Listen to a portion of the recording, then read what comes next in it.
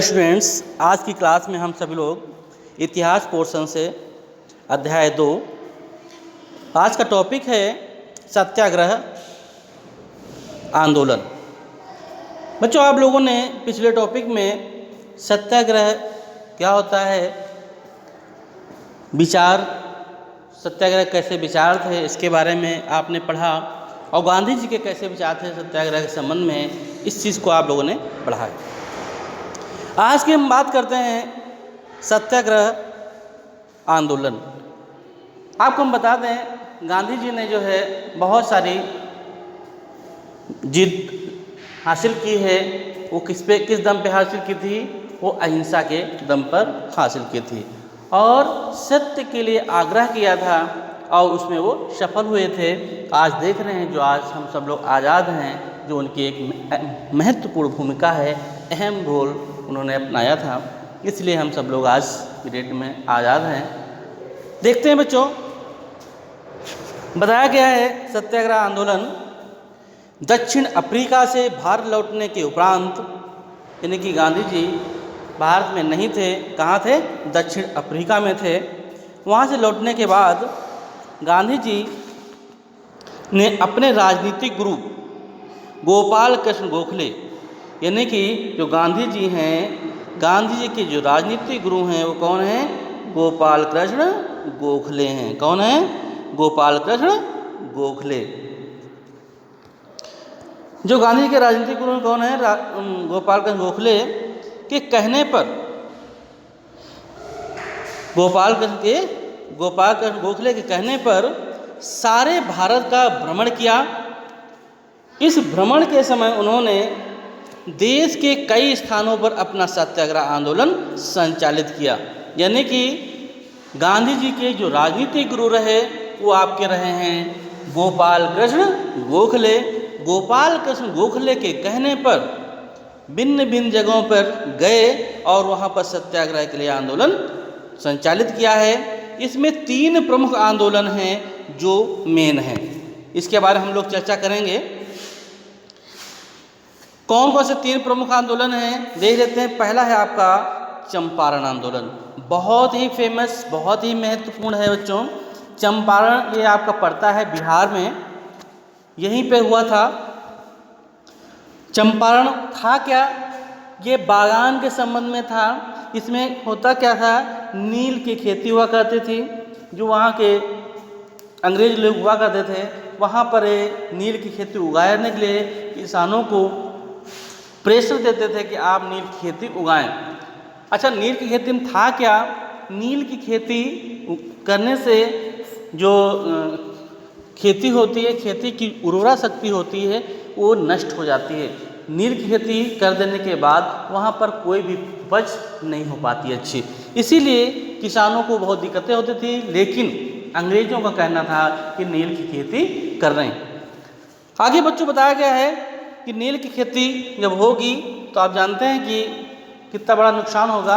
वो तुरंत प्रत्यक्ष रूप में तो नहीं दिखाई देता है, लेकिन अप्रत्यक्ष रूप में बहुत बड़ा उसका फर्क पड़ता है। देखते हैं बच्चों, चंपारण आंदोलन है क्या? ये बताया गया 1916 ईस्वी में उन्होंने बिहार के चंपारण क्षेत्र का दौरा किया और वहाँ के किसानों को दमकनकारी बागान व्यवस्था के विरुद्ध सत्याग्रह के लिए प्रेरित किया। यही जो हम आपको बता रहे हैं, दमकनकारी व्यवस्था क्या था? वही नील की खेती के लिए किसानों को प्रेषित करते थे, यानी कि बहुत ही प्रताड़ित करते थे कि आपको यही खेती करनी है, जो कि किसानों के लिए काफ़ी समस्याओं का सामना करना पड़ता था। इसलिए किसानों ने इसका विरोध करना चालू किया, लेकिन वो सफल नहीं हो पाए। जब गांधी जी आए, गांधी जी को जानकारी हुई, तो उन्होंने सत्याग्रह के लिए आंदोलन छेड़ दिया और सभी वहाँ के जो किसान थे वो गांधी जी का साथ दिए। आगे बच्चों बात की गई है गुजरात के खेड़ा में सत्याग्रह। यहाँ पर भी गांधी जी पहुँचे और गुजरात के खेड़े में जो है सत्याग्रह का संचालित किया, सत्याग्रह को। इसमें क्या हुआ है देखिए बच्चों, इसमें जो हम चंपारण की बात कर रहे हैं या गुजरात के खेड़ा में सत्याग्रह की बात कर रहे हैं, इसकी जो डेट्स हैं बहुत ही महत्वपूर्ण हैं। कभी कभी बहुविकल्पी में इसको पूछ लिया जाता है कि चंपारण आंदोलन कब हुआ। या आपसे ये भी पूछ लिया जाता है चंपारण कहाँ पड़ता है। आपके मैप में काफ़ी पूछा जाता है कि चंपारण आंदोलन कहाँ पर किया गया, चंपारण सत्याग्रह कहाँ संचालित हुआ। अगर आपसे ये भी पूछ दिया जाए चंपारण आंदोलन बिहार में किसके द्वारा संचालित किया गया, इस तरह से कई सारे मैप में क्वेश्चंस आते हैं जो आपको भरने होते हैं। आगे देखते हैं बच्चों, तो सन इसमें बहुत इंपॉर्टेंट है जो आपको याद रखना है। चंपारण आंदोलन हुआ कब था? 1916 में। गुजरात, दूसरी बात कही गई है गुजरात के खेड़ा में सत्याग्रह, जो गुजरात में खेड़ा आंदोलन हुआ है वो कब हुआ है? 1917 में हुआ। गांधी जी ने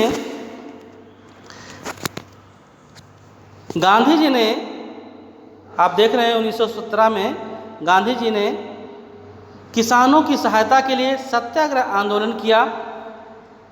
वहाँ प्लेग की महामारी के कारण किसान लगान नहीं चुका पा रहे थे, जबकि सरकार उनसे जबरन लगान वसूल कर रही थी। आप सोच सकते हैं जब इंसान के पास पैसा ना हो और इंसान पैसा अगर मांगेगा तो समस्याएं हो सकती हैं। इसलिए वहाँ के जो किसान थे लगान चुका पाने में असमर्थ थे, लेकिन सरकार किसानों से पैसा वसूल करना चाह रही थी, लेकिन वहाँ किसान पैसा देने में असमर्थ थे। फिर गांधी जी ने किसानों का सहयोग किया। इस तरह से वहाँ पर खेड़ा में सत्याग्रह का आंदोलन छिड़ गया।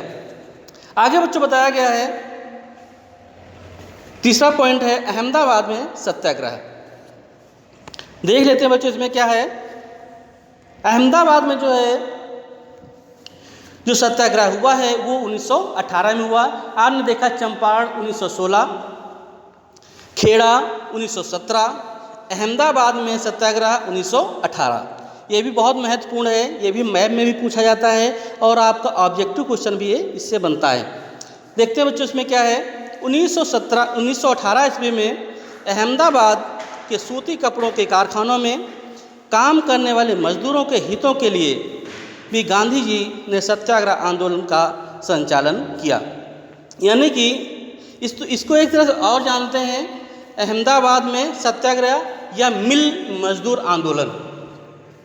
यानी कि जो अहमदाबाद में सूती कपड़ा उद्योग था या कारखाना था उसमें काम करने वाले मजदूरों को उनके पारिश्रमिक जो चाह रहे थे उस हिसाब से उनको नहीं मिल रहा था।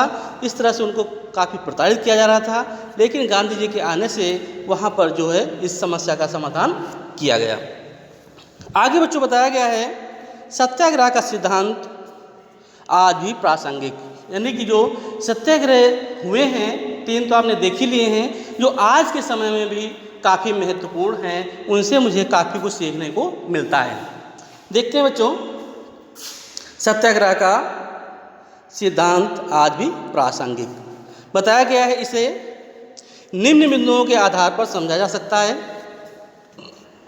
पहली बात बताई गई,